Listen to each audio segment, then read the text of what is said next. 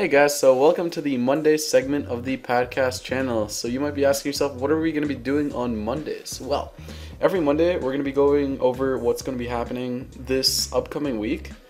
Talking about stuff like you should keep an eye out for, like maybe some new things that are going to come out, what dungeons to farm, skill ups, collabs, maybe some collab rems. Also maybe like new dungeons, new evolutions, all the new stuff that's going to come to NA. So let's get started. Kure.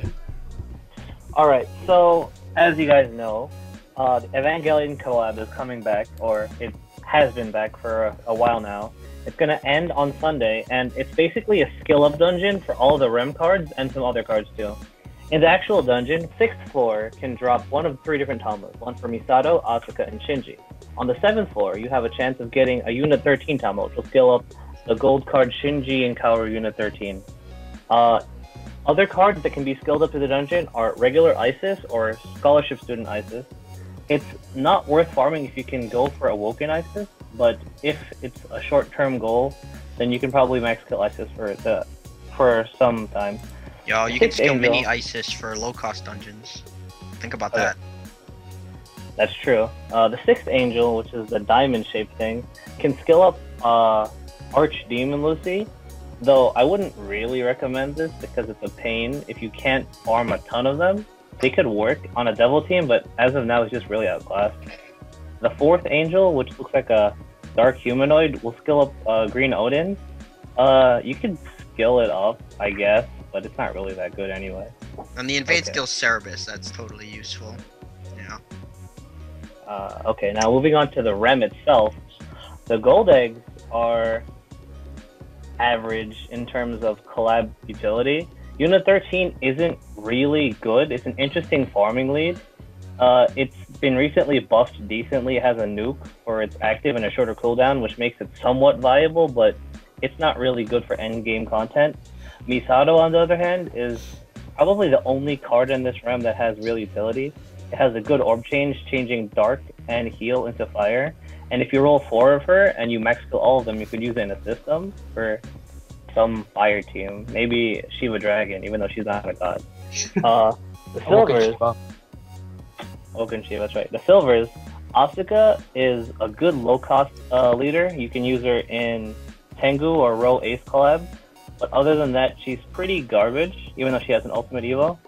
You shouldn't T her because her skill ups are farmable in the dungeon. Shinji has really niche uses. He's not really usable in low-cost dungeons because there's not really any good water attackers for low cost. And in terms of usability when evoed, he could be used on Unit 13 if you don't have better subs like Hermes or Awoken Karin, but otherwise, garbage. Mari, the filler character from the movies, is just bad.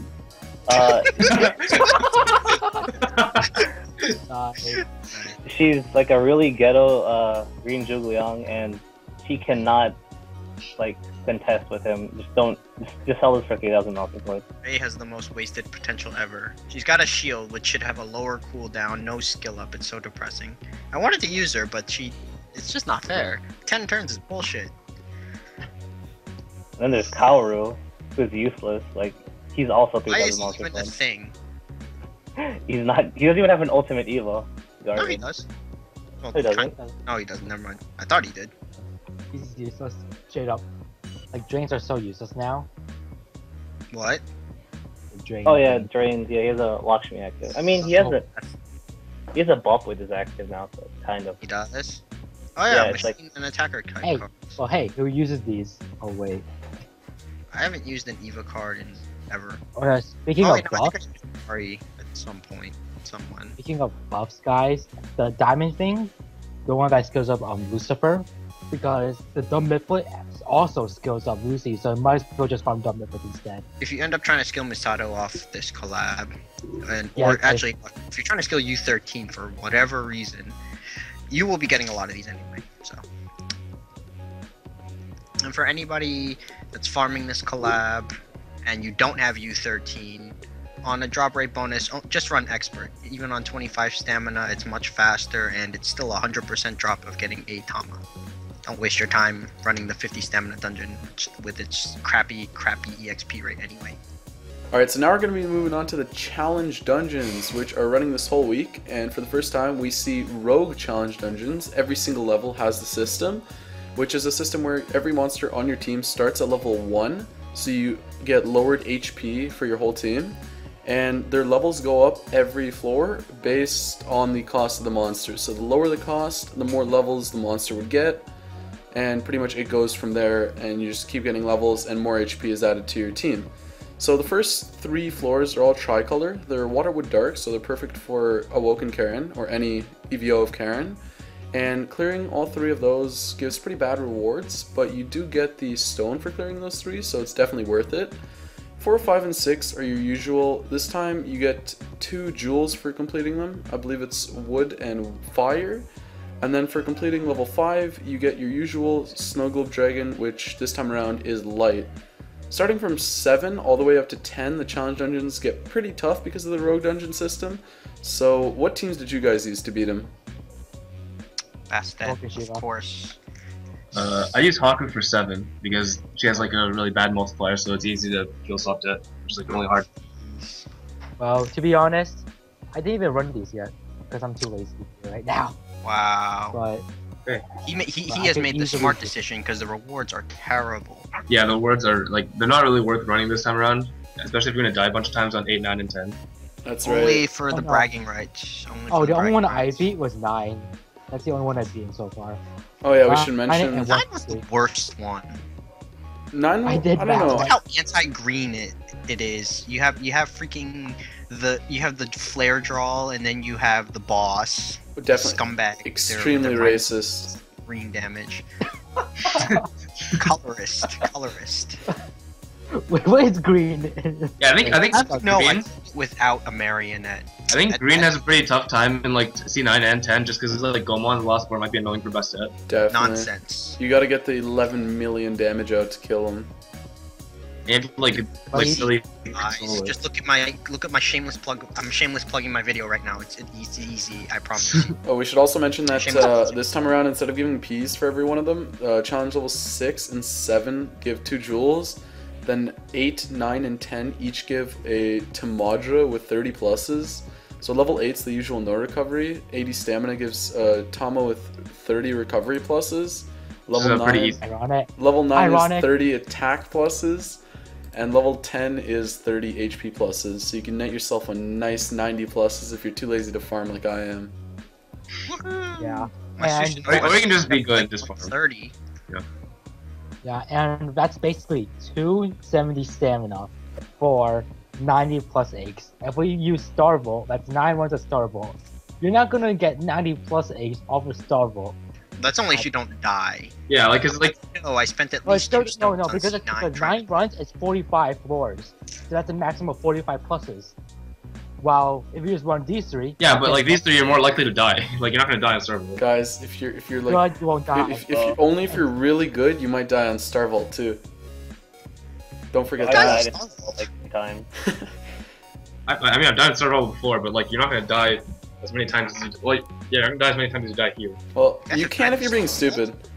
No, it's because I didn't have a button team, or I still don't actually, but I didn't was have a using button D team meta, and I first. had my hype Lu Bu active just for the boss. So I'd always pop it, and then I completely forget I had to combo. I thought I was using Gomon for some reason. I just swipe like one orb over and I die. One big blob and you're probably good to go. Because I want to talk about the upcoming descends and what you can use the drops for. So for this week, we're gonna have some Latin moderate invades, which are HP, attack, recovery, and auto heal. We'll put on screen which Tama is invading which dungeon. So on Monday we have Jord and Nordis. So Jord is an EVO mat for Awoken Thor, which just came out, so you can grab that if you plan on running him. Tuesday we have Hera Is, which is an EVO mat for Neptune Dragon. Wednesday we have Valk. Thursday there's Zhongfei and Grand Sonia, and Zhongfei is an EVO material for Leilan. On Friday we have Izanami Descended, which is an EVO material for Yomi Dragon, and Woken Kagu. On Saturday we have Hera which is an EVO material for Shiva Dragon. And on Sunday we have Hera Bjork and Guanyin Ping where Guan Yin Ping is an EV material for Ley Land.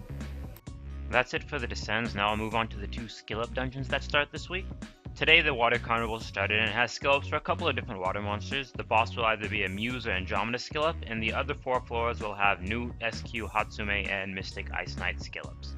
The other dungeon, Ocean Demon, starts on Wednesday and it goes until Friday. Floor 4 has South skill-ups and the boss skills up Muse as well. If you're trying to balance these 2 dungeons, you should try and prioritize what you need to farm for who.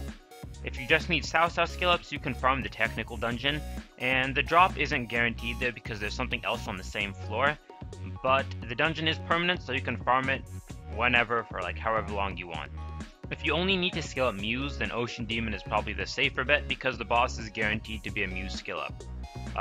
If you have a lot of different water monsters you need to farm, then you should definitely farm Water Carnival.